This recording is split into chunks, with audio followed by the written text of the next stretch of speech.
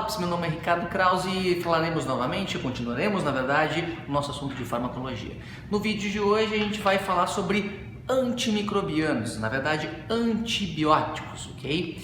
O que são na verdade os antibióticos, né? Eles são substâncias que vão atuar ou inibindo o crescimento de bactérias ou inclusive promovendo a morte de certas bactérias que colonizam alguma região do corpo em que a gente não quer que na verdade haja essa proliferação, né? Então eles apresentam esse tipo de mecanismo de ação. Quais são os mecanismos de ação? Eles atuam de duas formas. Ou eles vão promover a inibição do crescimento das bactérias a partir de uma atuação a nível de ácidos nucleicos, ou inclusive essa substância ela vai atuar a nível de parede celular, de membrana celular e promovendo consequentemente o rompimento então dessa estrutura ou então enfraquecendo essa estrutura e consequentemente a gente tem então morte bacteriana. Quando a gente tem um desses mecanismos de ação, a gente tem então na verdade, a gente acaba classificando as substâncias antimicrobianas em dois grandes grupos, ou bactericidas, que promovem morte bacteriana, ou bacteriostáticas, que apenas impedem o crescimento destas mesmas. Existe uma coisa que é importante a gente considerar também, quando a gente pensa em prescrição de antibióticos, é que nem todo antibiótico ele serve para qualquer tipo de infecção. Por quê? Porque existem certas bactérias que apresentam resistências naturais frente a algumas substâncias. Então, por exemplo, nós não podemos utilizar um certo medicamento para uma infecção em nível de cavidade bucal para a pele, por exemplo. Eu preciso ter a utilização de um medicamento específico que haja naquelas bactérias presentes na pele, que na verdade aquela bactéria seja sensível a essa substância. Então a gente tem resistências naturais e as resistências adquiridas. Quando que a gente tem uma resistência adquirida? Quando eu tenho uma bactéria que ela vai ser exposta continuamente, frequentemente, de forma crônica, durante um período muito grande de tempo, à mesma substância. O que acontece? Essa bactéria ela encontra uma forma de se defender, ela encontra uma forma de se manter resistente ao mecanismo de ação daquelas substâncias, desses medicamentos antibióticos.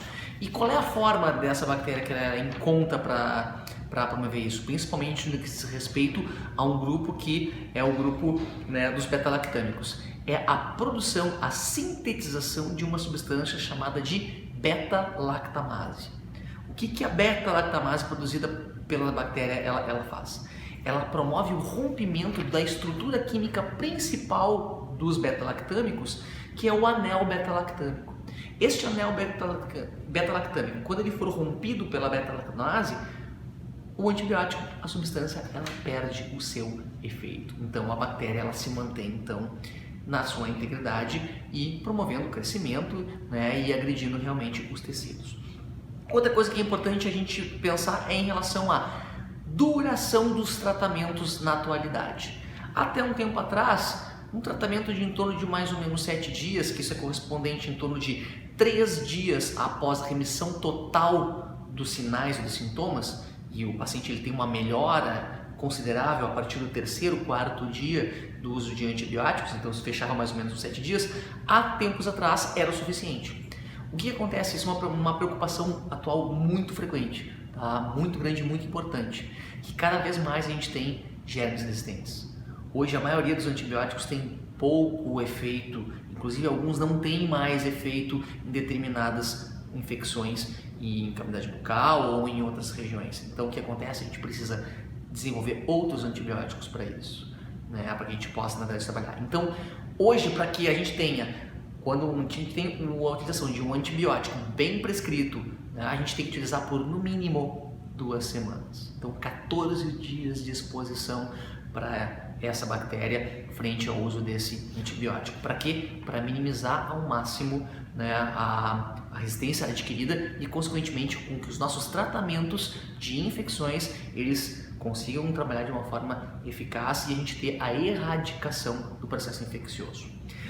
Outra consideração antes da gente pensar em falar sobre, né, os nossos grupos é a classificação dos tipos de medicamentos que nós temos. Nós temos os grupos dos beta-lactâmicos, sim, nós temos as penicilinas, as cefalosporinas, nós temos inclusive os macrolídeos, os aminoglicosídeos, as lincosamidas e as fluoroquinolonas, bem como outros novos antimicrobianos que estão surgindo aí presentes no mercado e se utilizam inclusive em outras infecções bem mais graves a nível de ambiente hospitalar.